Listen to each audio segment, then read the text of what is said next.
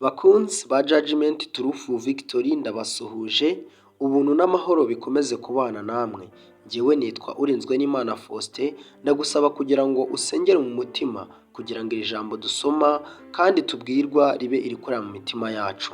Hahirwa abashavura kuko aribo bazahazwa. Aho ni muri Matayo igice cya 5 umurongo wa 4. Muri Bibiliya ntagatifu batubwiye ngo iki? Muri Bibiliya ntagatifu muri Matayo igice cya 5 umurongo wa 4 aribyo bita ivanjiri cyangwa ubutumwa bwiza, hahirwa abiyoroshya kuko bazatunga isi ho umurage. Hahirwa abiyoroshya kuko bazatunga isi ho umurage. Bavandimwe, muri Bibiliya ntagatifu tubonye yuko bakoresheje ijambo gushavura. Ahangaha tubonye ko bakoresheje ijambo kwiyoroshya. None se bavandimwe, aya magambo ni kimwe? Oya rwose ntabwo ari kimwe. Gushavura ni ukubabazwa rwose n'ibyaha. Ahangaha kwiyoroshya ni ukwigengesera kugira ngo utabikora. Rero bavandimwe, murumva yuko inzira y'agakiza yaba inyuranyije rwose n'ibyo ahangaha batubwiye.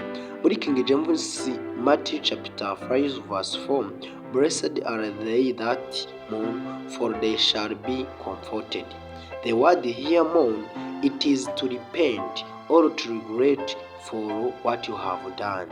Rero bavandimwe, ku basobanukira ururimi rw'icyongereza muri Matayo igice cya 5 umurongo wa 4, muri Bibiliya icyongereza rwose bihuye muri Bibiliya yera. Ubwo bivuze ngo Bibiliya ntagatifu bibeshye mu gusobanura. Itangira igice cya 4 ku murongo wa 21. Murumuna we yitwaga Yubalu, abasekuruza b'abacuranzi n'abavuza imyirongi. Murumuna we yitwaga Yubalu, abasekuruza b'abacuranzi n'abavuzi b'imyirongi.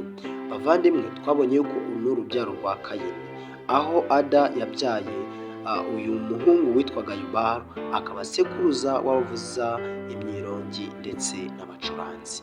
Bavandimwe rero, murumva yuko ibintu byose ntabwo ari ibishya, ahubwo Imana yagiye itugenera ibintu uko bizagenda bikurikirana, kandi igenda itugenera ibyiza rwose.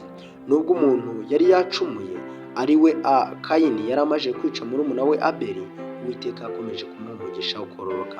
Intangiriro igice cya 4 umurongo wa 21, muri iyo ntagatifu murumuna we yitwa Tubalu, niwe wabaye sekuruza w'abacuranga inanga bakavuza imyirongi. Ahangaha Bibiliya yera ndetse na Bibiliya ntagatifu rwose nisanga n'ingoyi birahuye. Gusa muzirikane ko mu butumwa bwiza cyangwa mu ivanjiri muri Matayo igice cya 5 umurongo wa 4 twasanze bidahura. Murarikira gukora subscribe, share, like ndetse na comment kugira ngo ibiganiro dutegura bijye birushaho kubanyura. Amazina nitwa Urinzwe n'Imana Faustin, kandi dukomeje kubana rwose. Hanyuma se muri Bibiliya ntagatifu batubwiye ngo iki? Ni uku nguku rwose batubwiye. In Holy Bible King James Version, Matthew, in Genesis chapter 4 verse 21. Genesis chapter 4 verse 21 in Holy Bible King James Version said that, and his brother's name was Reuben.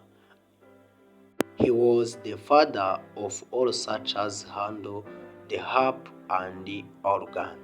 Rero bavandimwe, gusobanukira ururimi rw'icyongereza nisanga n'ingoyi rwose muri Bibiliya ntagatifu mu gitabo cy'itangira igice cya 4 umurongo wa 21.